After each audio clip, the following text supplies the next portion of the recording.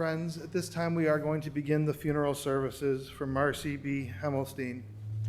If you have a cell phone or a pager, we would ask for you to please take a moment to turn it off or place it in the silent mode. And we also appreciate those of you joining us via the live stream this afternoon. Officiating today's services will be Rabbi Asher Lopatin and Rabbi Lizzie Hademan.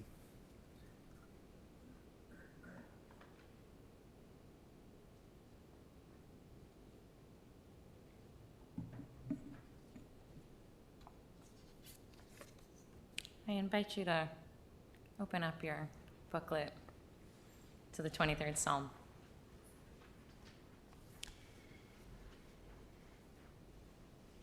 Hi, hi, la, la, hi, hi. Ya, la, la, hi, hi, la, la, la, la, hi. Hi, hi, hi, hi, hi, hi.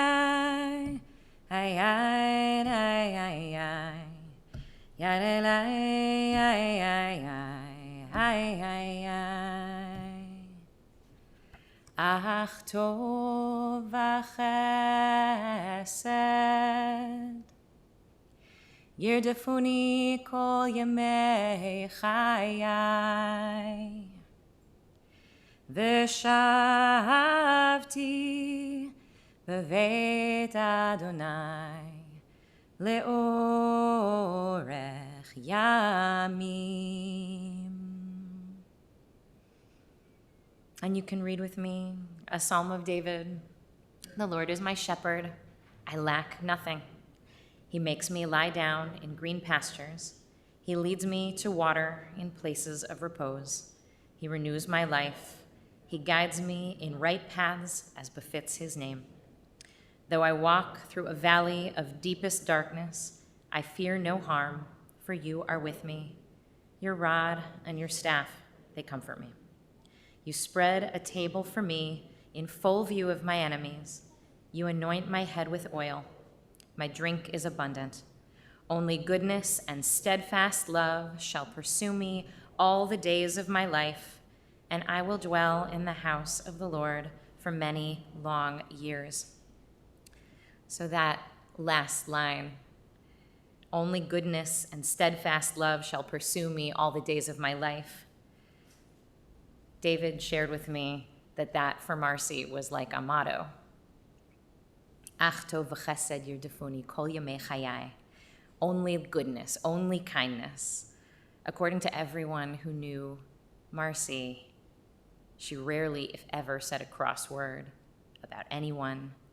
She was deeply inquisitive and curious about everyone and overwhelmingly generous. I've known Marcie for the past few years since Becky moved home with Eli and then Julian, and she joined our community, Mishkan, but was sort of involved peripherally for a number of years. But unbeknownst to me, she started attending our Friday night services online during the pandemic and tuning in for the music. And so when she went into hospice about a month ago, she finally asked Rebecca to reach out so I could bring a guitar over and we could sing together. And at that point, 3 weeks ago, I think she and you thought that she had a little more time. And yet she knew that she was walking through the valley of the shadow of death. And she knew it, and she didn't want to be afraid, and she didn't want to regret a moment. And so she curated very intentionally and lovingly who she spent her last weeks and days with. All of you are here. Here's a person who loved traveling, and yet her favorite place in the world was her bed with a book. Here was a person who had access to powerful and influential people, and yet the ones she chose to spend her time with were you, her family, and her close and dearest friends. Here was a woman whose impact and generosity could be felt not just in this city and in this country, but actually across the world. And yet you were her whole world, and she wanted to give you everything. and she was quite good at giving you everything. She was a notoriously talented gift giver, partially because she loved you and she knew you, and partially because she was a very talented and passionate shopper. Marcie was the only child born to her parents, Julius and Caroline Hemmelstein, in Rogers Park, and they had struggled to have children, and she was born 2 months premature, which could have been devastating back in those days, but she was okay. She had the Hemmelstein luck. She thrived, and she grew up in Rogers Park and then moved to Lincolnwood, where she attended Niles West High School, which is worth mentioning mostly because of a particular person who was mostly in the background during high school, who would come to feature prominently many years later in ways that she and David probably could not have imagined back in their teenage years. Marcie's father, Julius, a business genius, beloved by many, was also notoriously controlling, and he sent her off to a small girls' school, college, on the East Coast, where she transferred after 2 years to the polar opposite, going to Berkeley on the West Coast, following her high school sweetheart, who was a gymnast at Stanford. And the relationship with the guy didn't last, but the impact of the Bay Area on Marcie did, expanding her horizons beyond the insular Jewish environment she had known here in Chicago. She focused on East Asian studies. She studied Chinese and anthropology. She got involved in anti-war activism. She volunteered for Ralph Nader's campaign. And then, like so many who don't know exactly what to do, upon graduation, she came home and went to law school, where she met Richard Mervis, the man she would be married to for 30 years and with whom she would create a beautiful family. And she moved with Richie to Boston with their first child, Ari, while he did a medical fellowship, and she worked toward a master's degree in public health at Harvard. And only 4 days after giving birth to Rebecca, Marcie was taking Rebecca to class, bringing her newborn baby to finals, and maintaining that the safest place for a baby is obviously among the healthcare professionals I am studying with in this master's degree program. And then she and Richie moved back to Barrington, Illinois, where he built a successful pediatrics practice. And life went on. They had their third child, Yoni. Despite her desire not to get involved in the family business, in 1985, she found herself playing a very important role at Carillon, flexing a kind of soft power and running interference with her dad to help others work more effectively with him and to keep some of his less gentle leadership tendencies in check. And she did this for decades and became a trusted and critical member of the leadership of the company. But her passion was really on the foundation side, which allowed her to express some of the different passions she had cultivated in other places in her life. For example, becoming part of the board of trustees at Rush, where she was able to connect her interest in community and public health with this sense of responsibility that she had inherited from her own father, to whom much is given, much is expected. She understood that she had Hemmelstein luck, and that was not to be taken for granted. Her generosity extended not only to Rush, but many causes in the Jewish community, in Chicago, in America, in Israel. She belonged to multiple synagogues, Anshe Shalom B'nai Israel, Mishkan, maybe even others we don't know of. Those are the ones we know of. She was very involved in the JUF. She was very involved in their Kiryat Gat Sister City program, and with David, especially later, and more recently, they undertook a lot of projects in that program together. And she started working at Carillon in 1985, but Marcie told me it wasn't until Richie left 20 years later that she began to exercise her own sense of independence and began to push back, began to develop her own voice and sense of self. It took arriving at the lowest point in her life to discover who she really was. And so when she met David after their epic 5-hour first lunch together at the Drake, she said, "You seem like an interesting guy, but you should know I'm really not that fun. I just sit on the bed and read." And he, who had a crush on her back in high school, said, "I bet we can figure something out." And the two of them figured something out magnificently for the last 16 years. Marcie embraced his children, and he embraced hers.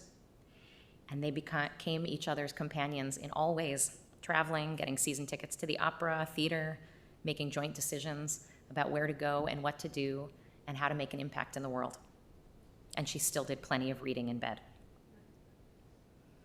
Ach tov v'chesed yirdefuni kol yemei chayai. Only goodness and love shall follow me all the days of my life. This was her line. Just as Marcie embraced and loved the life she had, she also embraced the opportunity to leave this world on her own terms.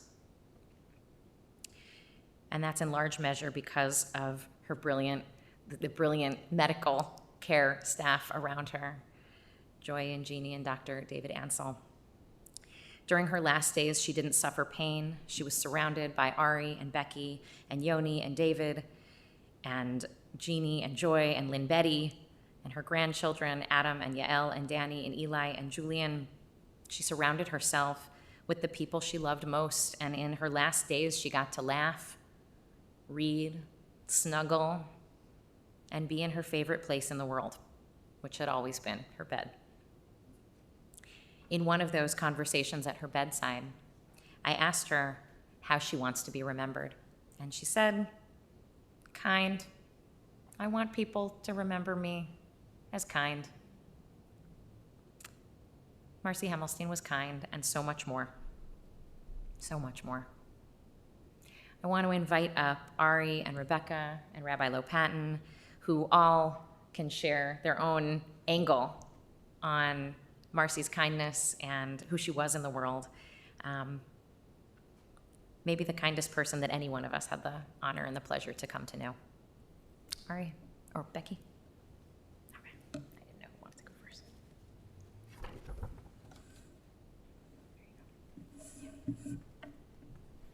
I'm Marcie's daughter, Rebecca.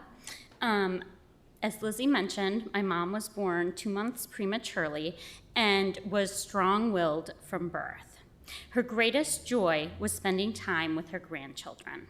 She loved reading to them, snuggling and napping with them, telling them about when my brothers and I were children, and making up stories about their favorite characters from Paw Patrol. A voracious reader, her favorite thing to do after being with her grandchildren was to lie in bed reading. She loved recommending and giving her favorite books to friends and family, and she enjoyed seeing the growing change when we recommended her favorite books.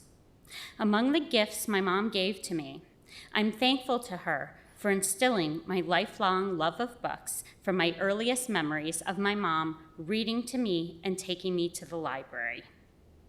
She was welcoming of and embraced my brothers and my friends.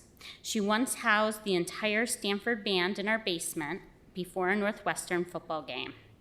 She not only encouraged and invited our friends to visit when we lived at home, but always offered for our friends to stay while traveling for interviews, even after we'd moved out. When my college roommate and one of my closest friends, Charlene, converted to Judaism, my mom invited both of us home for a weekend to teach her how to make matzo ball soup and other traditional Jewish foods to welcome her to Judaism. When another close friend of mine was going through a divorce and struggling financially, my mom insisted on paying for her lawyer fees. The biggest gift my mom gave me was acceptance and encouragement, even when the paths I took were scary or difficult for her. She allowed me to travel by myself through Southeast Asia for several months when I was 20 and encouraged me to work in Nepal and Haiti because she knew those were the right things for me, despite how scared she was for me to be so far away. One of my favorite memories was hearing her answer the phone once when I was in college. The woman calling was a parent my mom didn't know from our hometown. The woman told my mom she was trying to decide whether to let her 19-year-old daughter drive to another state with a friend, and she'd heard my mom let her kids do daring things.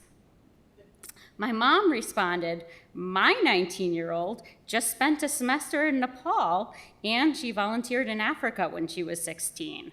Of course you should let your daughter take the trip, but I am clearly not the right person to talk to about this. When the tables turned and I started gently questioning my mom about her safety traveling a few years ago, she never said, "I told you so," or, "See, this is what it feels like." When I first started thinking about having a child on my own, my mom was the first person I told. She immediately told me that I should absolutely do it, what a wonderful mother I would be, and that she would support me. She was there for the births of both my sons and even rented a cottage on my landlord's property in San Francisco for the year after Eli was born so that she could visit every 2 months.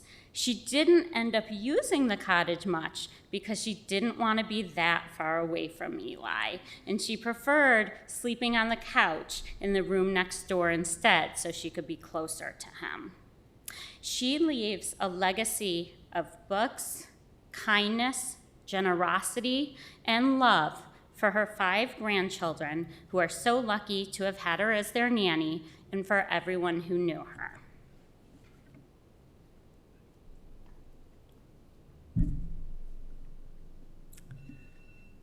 My mother wanted us to laugh and remember and cry and to tell nice stories. I found my mother's quirks and contradictions endlessly fascinating. She loved tulips, the color red, and bold colors and patterns. Her taste was mostly incredible, but occasionally terrible. One of my regrets about her death is that everyone won't be able to experience her apartment, which was filled with such an eclectic and diverse collection of furniture, art, objects, and piles of books. She loved Diet Coke, preferably warm, and you could always find assorted half-consumed cans scattered around the apartment. When it came to food, she preferred red meat in a near-raw condition and the sweetest, cheapest desserts. We were horrified as teens that she used to keep whole boxes of Twinkies for herself in the pantry. She hated to cook, but her fancy noodles, as my children call the dish, has spread among family and friends due to its simplicity and deliciousness. As a young woman, she had wanted to get married on a rock in a park, and she worked as a Nader's Raider, yet she wound up driving a Mercedes. She loved to shop, but she often failed to open the packages containing her purchases. It was the act of shopping itself that gave her so much joy. She could be supremely organized, but her apartment was filled with piles of clutter. She would purchase multiple copies of a book or objects over the years, forgetting that she already had a version at home. She had an incredible knack for gift giving. One of the first questions my daughter asked upon her death is who is going to buy her the best presents she always wanted. My mother was a staunch feminist and progressive, but sometimes dreamed of being a little Orthodox housewife with 10 children. She threw herself into every Jewish organization and website that she could find. Although it drove me crazy when I was a child, her constant singing to herself eventually became the trait I loved the most. She hummed and sang her way through life, making up little songs and tunes about what she was doing at any given moment. I sometimes struggle to understand what made my mother tick. When I was in my teens and early 20s, I used to joke that she did not enjoy humor or fun. For here was a woman who did not drink, did not like to go to dinner parties, had no desire to attend sporting events, concerts, movies, or really anything fun as far as I could tell. My mother had attended Berkeley in the late 60s, become a hippie and an anti-war activist, and yet had somehow managed not to smoke pot, or for that measure, try any drugs at all. She did, however, develop a lifelong love for artichokes that she passed along to her children. I must admit that I had a certain bit of satisfaction when we were able to convince her to try marijuana gummies to help increase her appetite during chemotherapy. The results, at least as far as getting to see my mother high, were disappointing. It was only later that I began to realize she was braver and tougher than I thought. Despite a fairly sheltered upbringing, she volunteered on a kibbutz in Israel after college and then backpacked her way alone through Europe. I can still remember my nanny, her mother, telling us how filthy my mother was when she and my grandfather finally met up with her at the end of her trip. Although she did not draw attention to it, my mother was quite highly educated. She obtained a law degree when it was still very rare for a woman, and then earned a master's degree in public health while caring for me as a toddler and pregnant for Becky. At times, though, my mother could be hopelessly naive. She once told me about the nice young men selling laundry detergent in little plastic baggies down the street from her office.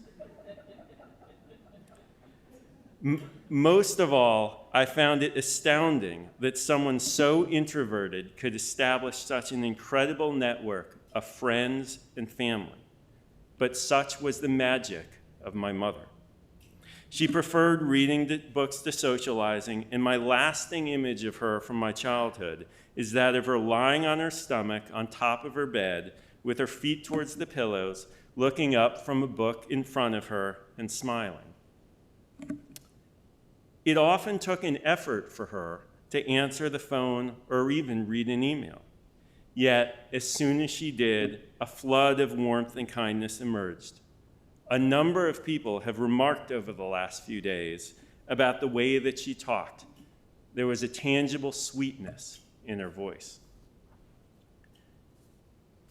Raised as an only child, she developed a massive, extended family, starting with her cousins, who were as close to her as sisters, expanding to the Goodmans, who she thought of as cousins, growing to include friends from childhood, college, law school, Barrington, Carillon, Rush, JUF, and other causes, picking up friends of friends, doctors, and others along the way, and finally including her own children and grandchildren, nieces and nephews, and the children and friends of all of the above. My mother was able to connect with and opened her heart to all those fortunate enough to cross her path. Even when she herself was a CEO or sat on the boards of charitable organizations, she developed close bonds with, and she actually preferred the company of, the doorman in her building or the staff of the organizations with which she worked, rather than other executives or board members. Similarly, her love of shopping helped her forge unique friendship with designers, artists, salespeople, and store owners that lasted years, and in many cases, decades. In the end, I think that my mother truly loved people. She experienced tremendous joy from getting to know people. She listened to them, she remembered their stories, and she cared about their lives. My mother hated attention, but she was uniquely effective as a leader. When my mother retired, both Howard Harris and Rich Risen noted that it was her efforts behind the scenes, lending an ear to anyone that needed to talk, helping mend frayed relationships, and acting as a surrogate mother to all that had played an incredibly crucial role in fostering the success of the Carillon Corporation. Finally, my mother was exceptionally kind. She was constantly inviting strangers to holiday meals or offering to host individual families in need. I would often visit not knowing who I would find living in her apartment. She loved being a mother and a grandmother, and in a way, she tried to be that to everyone she met.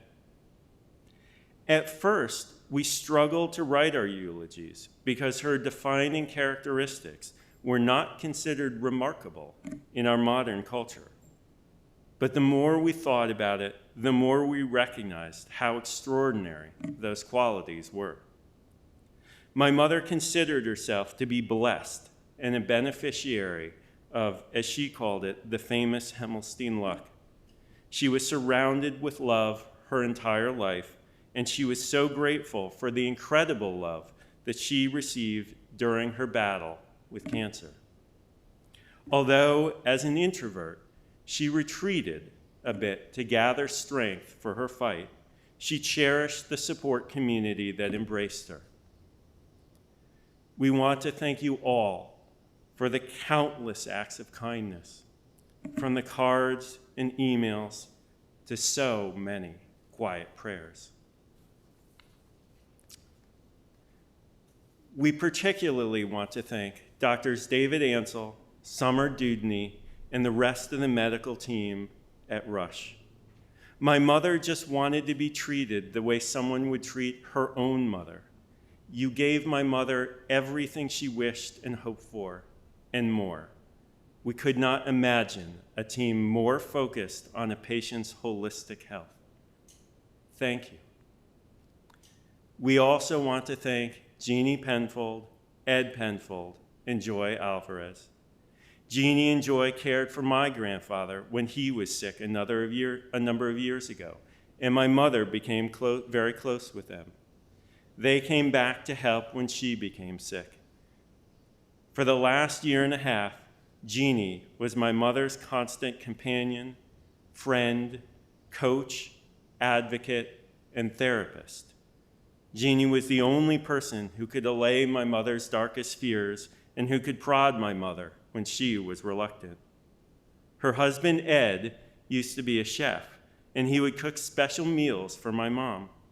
Just a few weeks ago, Ed and Jeannie came over on their anniversary to cook beef stroganoff for my mother because she had a craving for it during a time when her appetite was rapidly disappearing.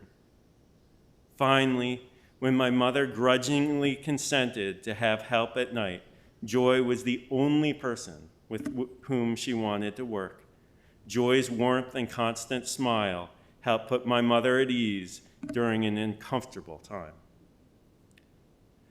My mother thought that she had been born under a lucky star and was happy to have lived such a wonderful life. Yet we were all the lucky ones. My mother was the kindest, warmest, most accepting, most supportive, and most loving person any of us ever met. Our world was better because she was in it.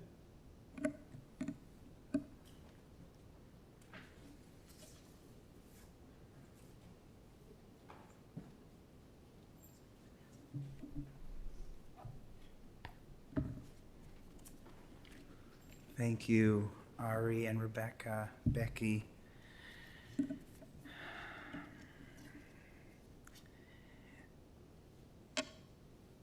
As Ari said, and Becky, this was a life filled with love and joy. And even though this is a remembrance service, joy and fun was so critical in Marcie's life. And David described their blissful years, their 18 years together, 16 as married, as a marathon of fun. In that beautiful psalm that Rav Lizzie sang to us and sang with us, one of the words is also kosi rivaya. It's translated here a little bit differently, but the traditional translation is, my cup runneth over. My cup overflows. And as one of Marcie's rabbis, one of the people lucky enough to be blessed with her love and caring, I feel my cup runneth over because she was so incredible and giving. Even the last months, weeks, days, David mentioned to me that these are bonus days from Hashem. The truth is, the entire period of Marcie's struggle, David said, we're all done for the grandkids, for the kids and the grandkids. This was a courageous, courageous fight because Marcie loved her life with her kids and grandkids, and everyone else close to her, as we've heard. I just want to point out, as Ari mentioned, the magic of Marcie. And that is, how could someone be so passionate about her children and David's children and her grandchildren, and yet be so passionate about loving so many other causes and people? My children also were hosted by her at Milt's Diner, at Milt's Barbecue. How could someone so passionate about Judaism, and her grandkids are all going to Jewish day schools, so passionate, be such an accepting person? Someone who's so respectful and accepting and loving outside her sphere. How could someone so brilliant be so kind?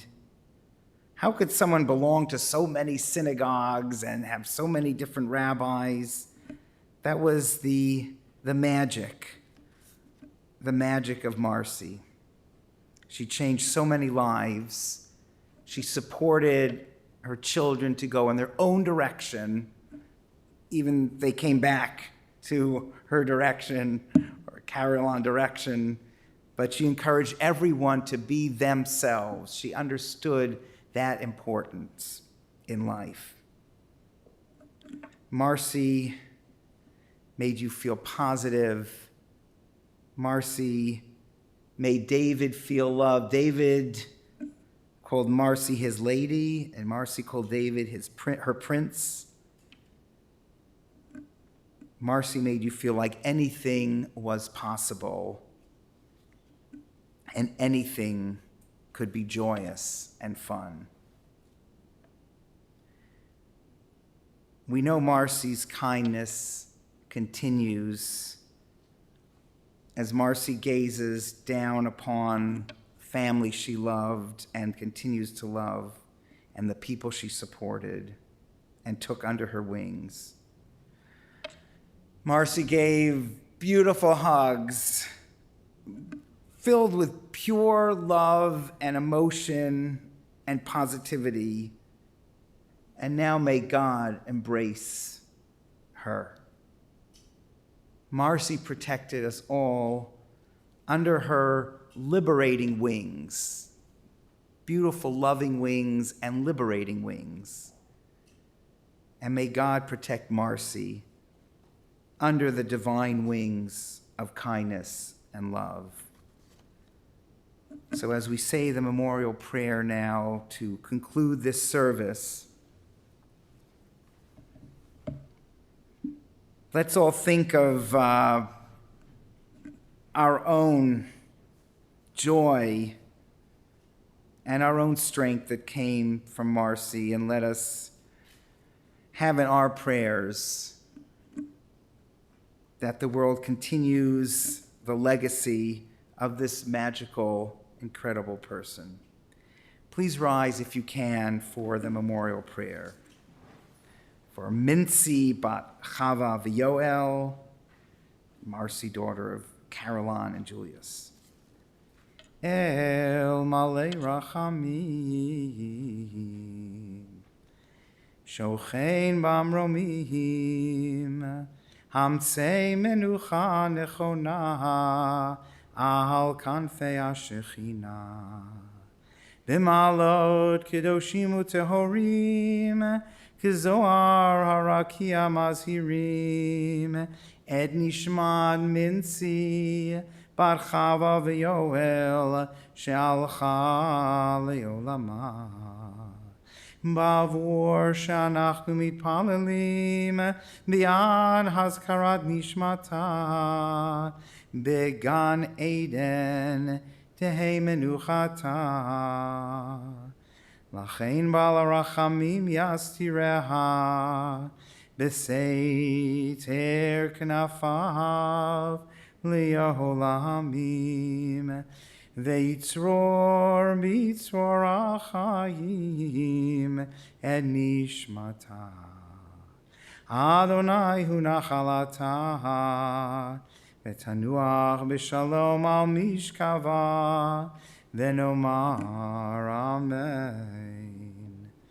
God, full of compassion, who dwells on high, grant proper repose, strong repose, on the sheltering wings of your presence and under the sheltering wings of your presence, in the lofty levels of those who are holy and pure, who shine as the brightness of the firmament, onto the precious soul of Mincy Bar Chava V'Yoel, of Marcie, the daughter of Carolyn and Julius, who has gone to her everlasting world and for whose memory we pray.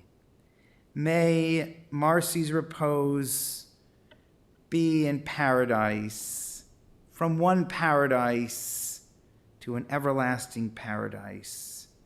May the Master of Compassion bring Marcie under the cover of God's wings and bind her soul in the bond of everlasting life. May the Lord be her heritage. May her family be her heritage, and may all of us continue her legacy. May she repose on her resting place in peace. And let us respond, Amen.